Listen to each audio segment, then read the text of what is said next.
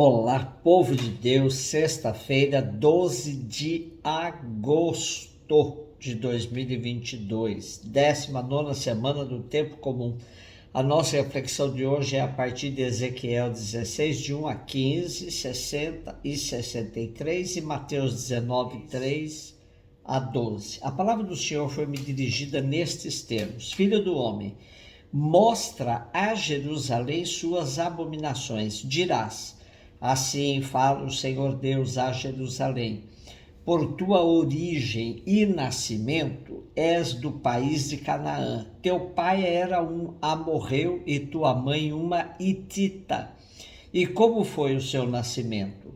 Quando nasceste, não te cortaram o cordão umbilical, não foste banhada em água, nem esfregada com salmoura, nem envolvida em faixas.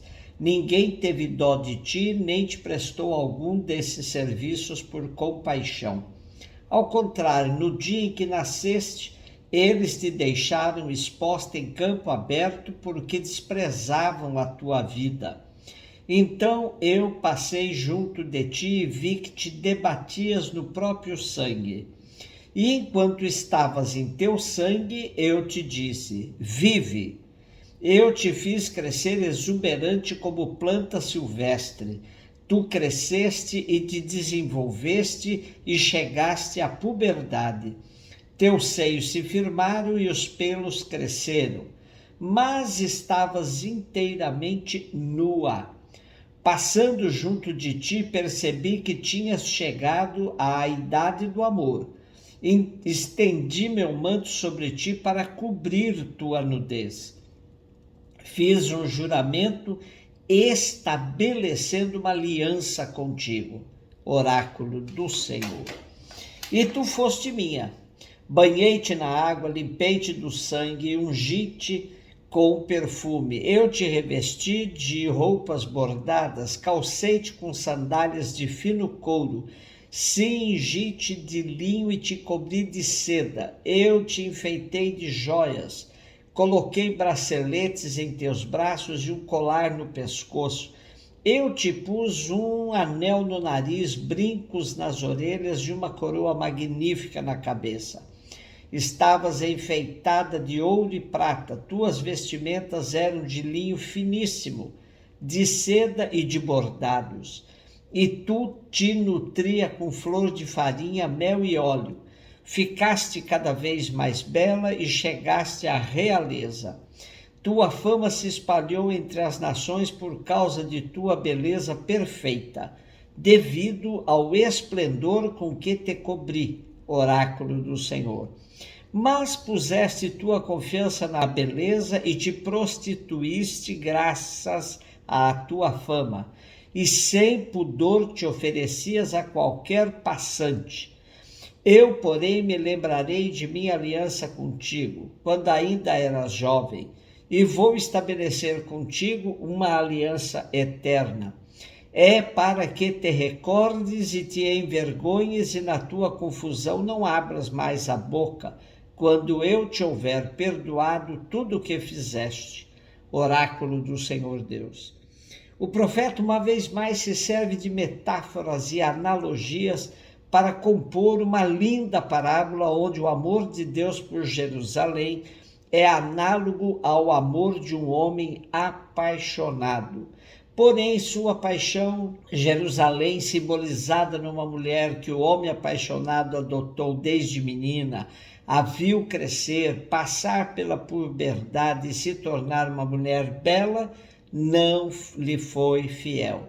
Ela ficou encantada com a própria beleza, abusou da fama que sua beleza lhe deu e caiu na prostituição. Aqui as traduções divergem um pouco e algumas dão mais colorido ao pecado de Jerusalém.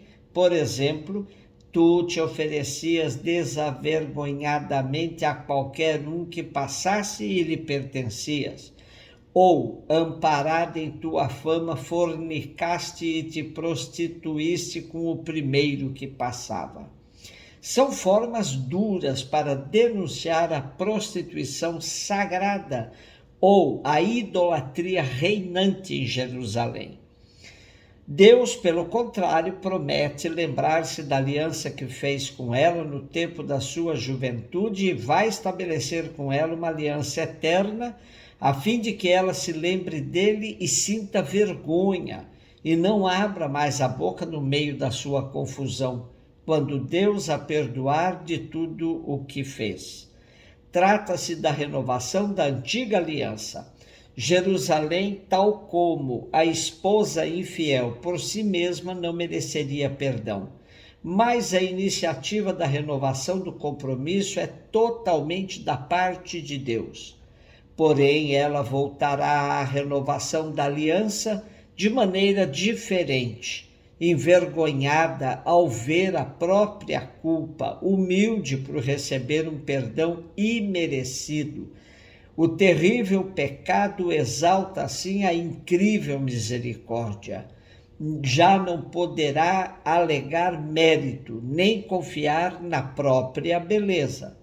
Jerusalém, esposa perdoada e reconciliada, receberá outros filhos, povos estrangeiros ou povos convertidos e perdoados, não por direito de conquista, mas por dom do Senhor, porque Ele os chama e atrai.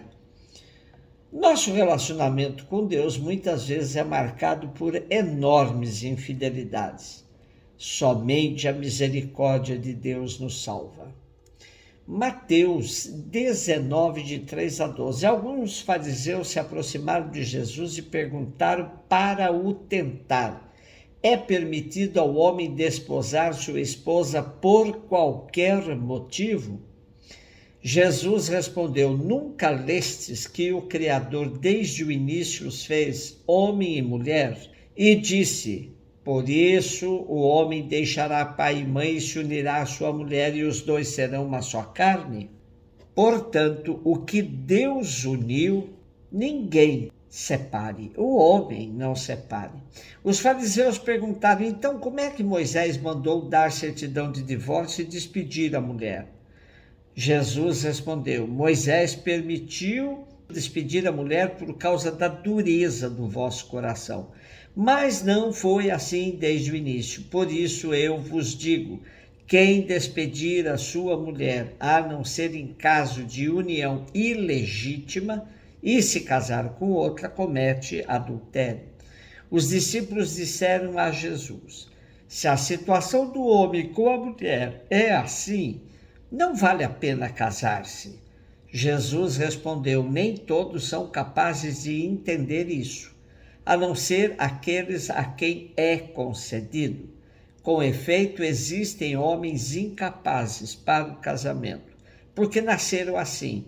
Outros porque os homens assim os fizeram. Outros ainda se fizeram incapazes disso por causa do reino dos céus.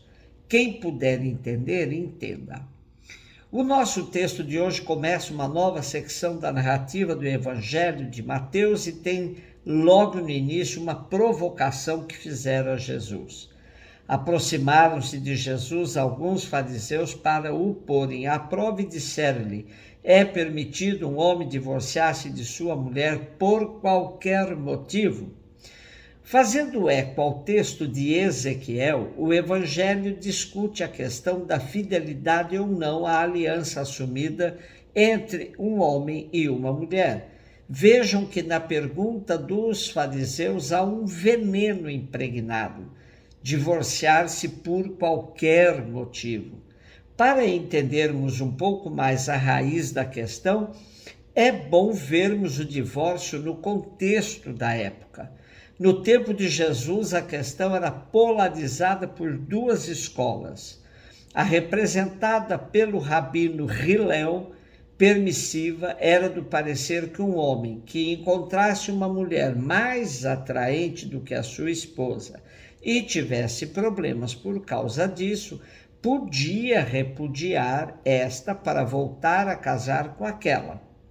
Os rigoristas, representados pela escola do rabino Shammai, entendiam que a exceção que fala o Deuteronômio se referia unicamente ao caso de adultério.